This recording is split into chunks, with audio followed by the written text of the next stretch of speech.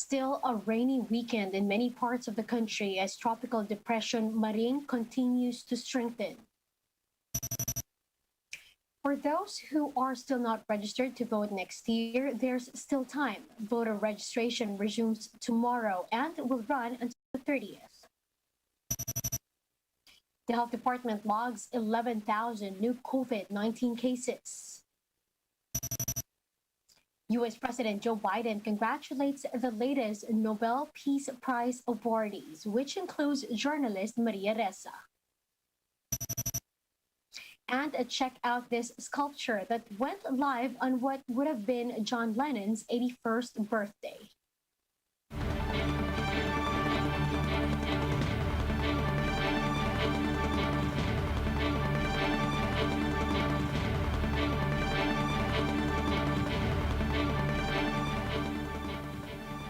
Fast, focused, and fearless. Here's everything you need to know to jumpstart your weekend. I'm Riza Diaz.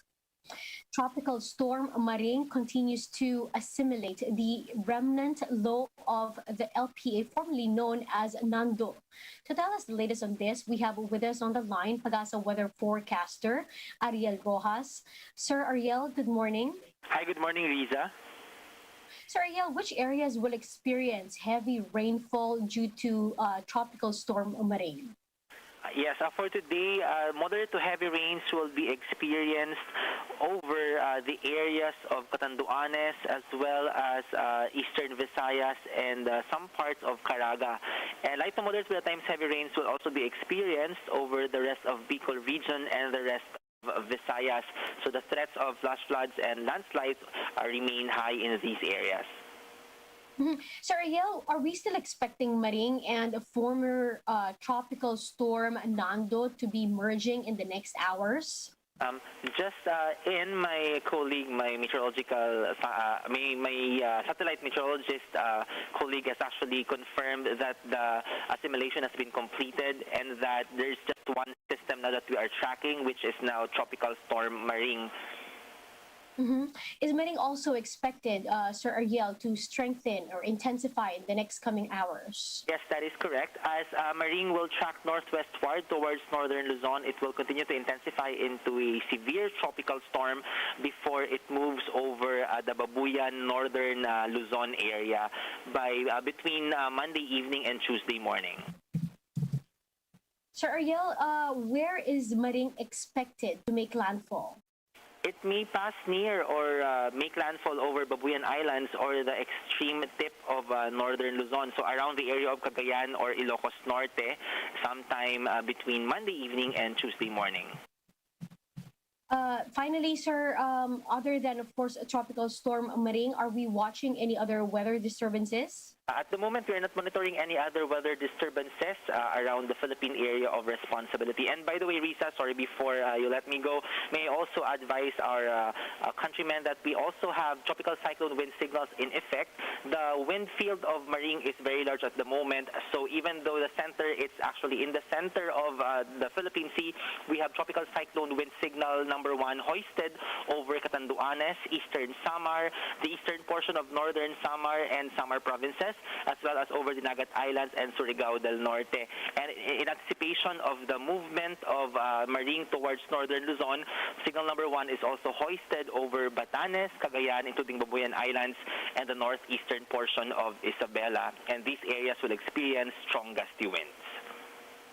Thank you for giving us those updates. That's weather forecaster from Pag-asa, Mr. Ariel Rojas.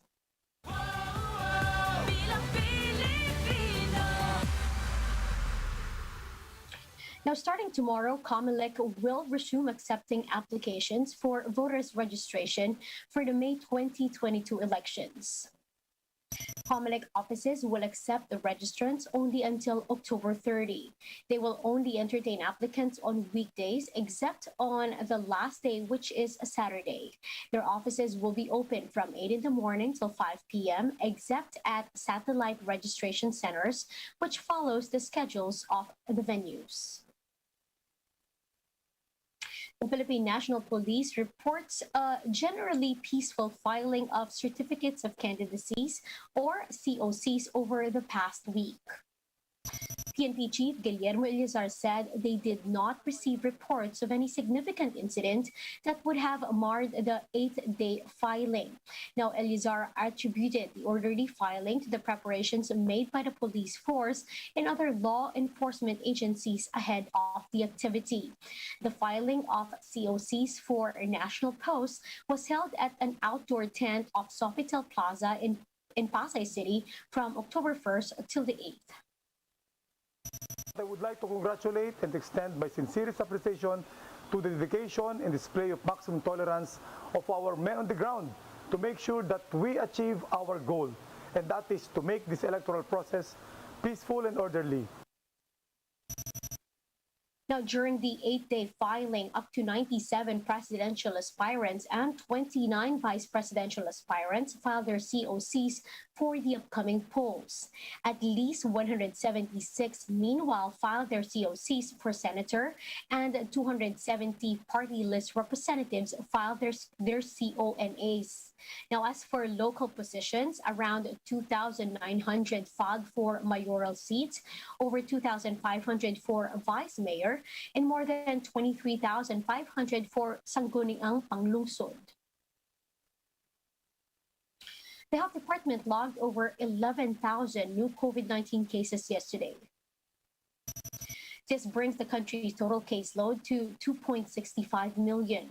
More than 106,000 of this number are considered active cases or are under treatment. Now, at least 273 more patients did not survive the infection. Death toll now inches closer to 40,000. Meanwhile, some 22,500 recovered from COVID-19.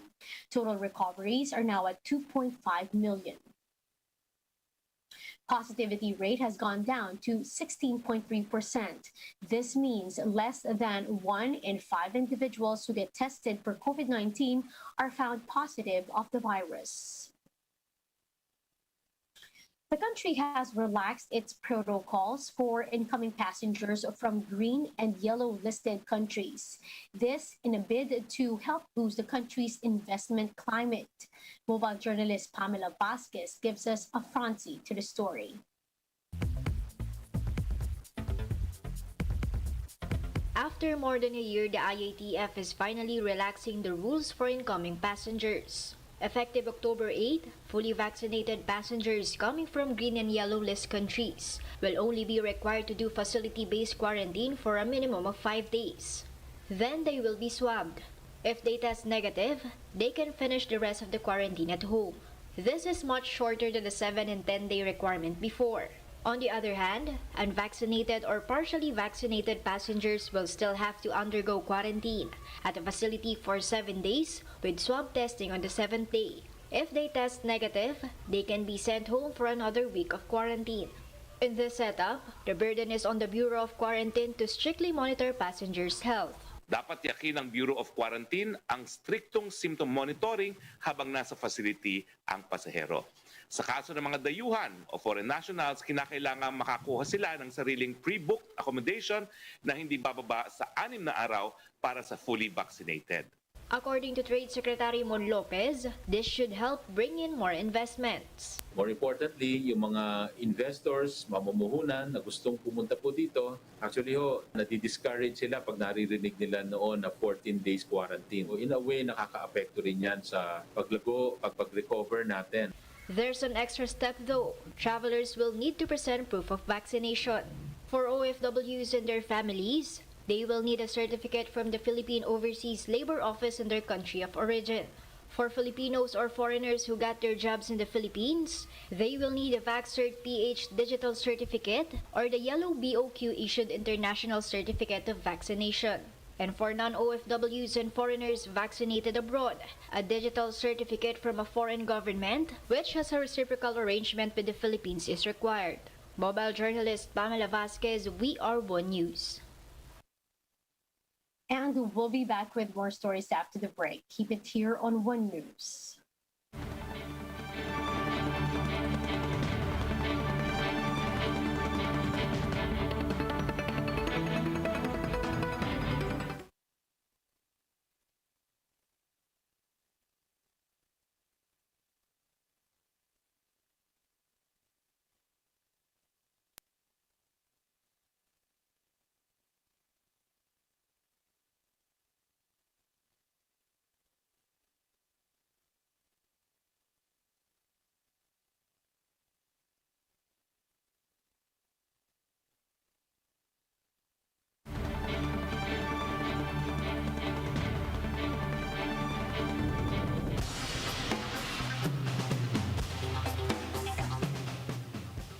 you're still watching One News Now, I'm Riza Diaz. Here are the stories from around the world. U.S. President Joe Biden congratulates investigative journalist Maria Ressa and Russia's Dmitry Muratov for winning the Nobel Peace Prize. Biden thanked the two for pursuing facts tirelessly and fearlessly. Aside from this, Biden added that the two journalists have worked to check the abuse of power, expose corruption, and demand transparency. Dmitry Muratov dedicates his Nobel Peace Prize to 6 of his paper's journalists who were murdered for their work.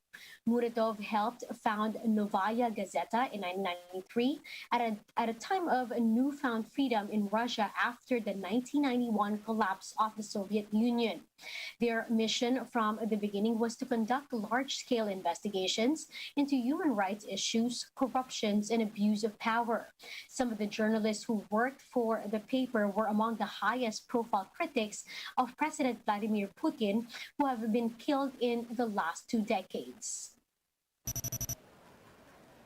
And a life-size bronze statue of former Beatle John Lennon went on a show in London's Carnaby Street on what would have been his 81st birthday. Lennon's sculpture was seen sitting on a bench, arms outstretched and heads tilted upwards. The bronze figure called Imagine is created in 2009.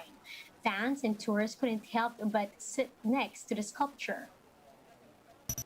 In the arms of John Lennon, what does it feel like? It feels amazing. I can't believe I've met him. What's it going to inspire you to do? It's just stretch, I think. I feel like I want to sit back, take a deep breath, take in London and enjoy the day. It's a lovely day. It's like to be alone when we're not working. Well, we work a lot of the time, so that means we're always involved when we ain't working. The Beatle had said he'd like to be left alone and just chill when the Beatles were not working. Lennon was murdered in New York on December 8, 1980. We just like to be alone when we're not working. Well, we work a lot of the time, so that means we're always involved with people. But when we ain't working, we just like to be alone, sit at home, read or watch TV or whatever, and not sort of go to parties and all that jazz. The National Commission for Culture and the Arts is set to present an animated miniseries that aims to educate children about Filipino core values, especially in the time of pandemic. Laila Pangilinan has the story. Kids and cat lovers alike would surely fall for General Tuna, a new animated series from the National Commission for Culture and the Arts that is sure to delight while teaching Filipino values and culture to young audiences. General Tuna is an original Filipino animation project commissioned by the NCCA for the Filipino Values Program, an initiative that seeks to uphold, instill, and promote Filipino values to a new generation of Filipinos in an untraditional and exciting way. I think yun yung isang magandang approach when we use the medium of the art, no, in trying to ayoko na magsabihin to teach, no, but I think to share and to revisit our values. A 2-year research on Filipino values was conducted nationwide through focus group discussions and yielded into the top 20 Filipino values. 7 of these Filipino core values were incorporated in each episode of the animated series. These values were selected to give more emphasis on the values that Filipinos possess during the COVID-19 pandemic. Yung 7 values ay yung pinaka-relevant sa panahon ngayon. At tama nga yun, yung mga napili, yung family, halimbawa, pakikipagkapwa, resilience, health and wellness, yun, nilagay namin talaga doon, faith, no? Kasi ito talaga yung matingkad. Bukod doon, dahil itong mga 7 values, ito yung talagang parang core values ng Filipino. Umiikot tayo dito. In the series, General Tuna is the renowned hero of Planet Mingming and is tasked to visit planet Earth and observe the Earthlings in preparation for their planned invasion. Unfortunately, a spaceship mishap sends him crashing instead to the Philippines. A group of human beings called Pamilya nurses General Tuna back to health. The cat hero from Planet Mingming then uses this opportunity to immerse himself in the family and community as part of his mission to create a plan to invade the planet. But why, of all characters, a cat? Our main style peg that got everybody on the same page was this YouTube video of a cat talking about his day and how miserable he is with humans. So that was all we needed, just the diary of a grumpy cat. The initial animated miniseries by the NCCA was created by Rocket Sheep Studio. Aside from undergoing the usual process, the NCCA believes that with proper guidance, Rocket Sheep can deliver the Filipino values-injected entertainment that is also aligned to the vision of the agency. I think unique to the project is really the guidance that is given not only by the Office of the Deputy Executive Director, but by the whole of the NCCA's management. The NCCA partnered with the Film Development Council of the Philippines and Kumu to bring General Tuna to online audiences throughout the globe. Subtitles were also added for non-Filipino speakers to enjoy the series. The young and young at heart can watch the 3-minute episode at the FTCP channel and Kumu starting October 15, 2021 at 7 p.m. For News 5, Laila Pangilinan. We are One News. Now for more updates, visit News 5, the Philippine Star, and Business World Online. Visit our website, onenews.ph, for more in-depth analysis. You can also catch One News on a Signal Play app. Register for a free account now at www.signalplay.com and stream One News live anytime, anywhere. I'm Riza Diaz. Mask on, wash hands, and stay safe, Philippines. We are One News.